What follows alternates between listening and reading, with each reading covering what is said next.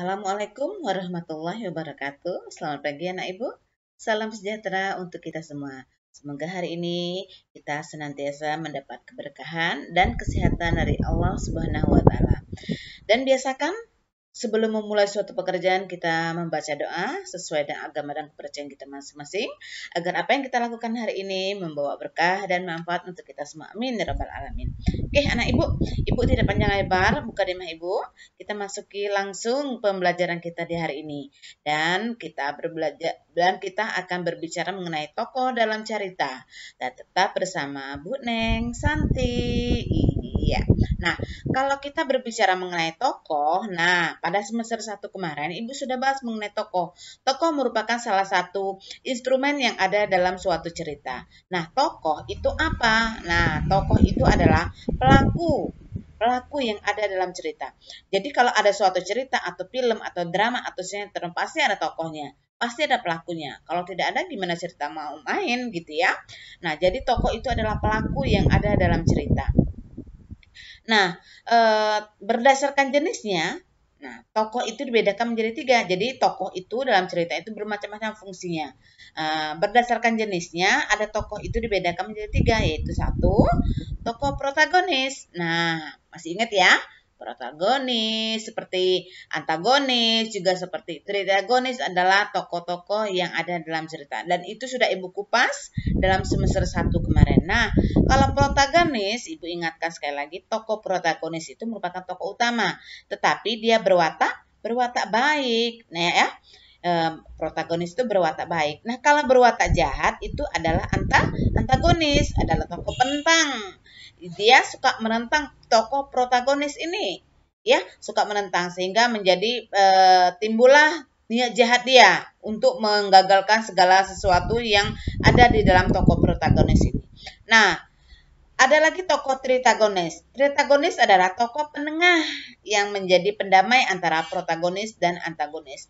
Dia sifatnya netral, tidak berpihak ke sana dan tidak berpihak ke sini, tetapi dia sebagai penengah atau pendamai. Itu adalah tokoh tritagonis. Itu jenis-jenis tokoh ya.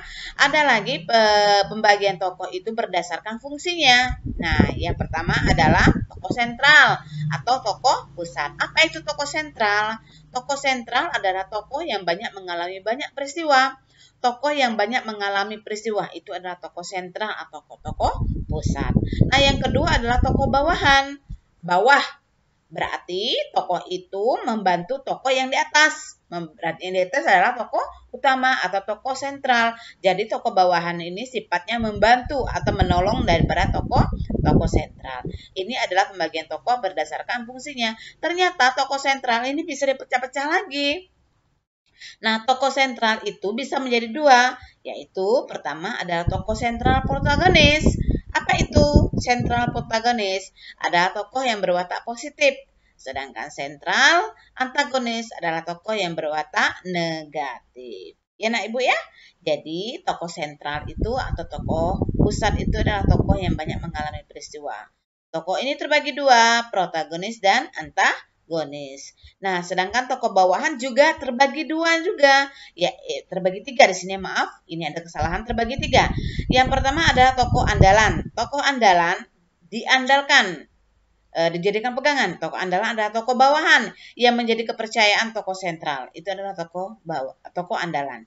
Nah, yang kedua adalah tokoh tambahan. Tokoh tambahan adalah tokoh bawahan yang memegang peranan sedikit. Peranannya sedikit, namanya tambahan ya. Kemudian tokoh lataran adalah tokoh bawahan yang berfungsi sebagai latar dalam cerita. Nah, jadi itulah yang nama tokoh-tokoh ya. Bermacam-macam jenis tokoh. Ada tokoh sentral, ada tokoh bawahan, kemudian ada tokoh protagonis, antagonis, tritagonis, bermacam-macam jenisnya. Kemudian dari cerita tokoh ini tadi, kita mungkin akan lebih fokus apabila kita akan lebih mudah barangkali menelanya apabila kita langsung memasuki suatu cerita. Nah, itu Ibu akan lakukan pada periode berikutnya ya, Ibu ya. Nah, Ibu harap apa yang Ibu berikan hari ini bermanfaat untuk kita semua. Oke, anak Ibu, rajin belajar dan beribadah tetap dilakukan. Dan jangan lupa jaga kesehatan. Oke, Ibu ucapkan, Ibu tutup dengan wabillahi taufiq wal hidayah. Wassalamualaikum warahmatullahi wabarakatuh. Say goodbye.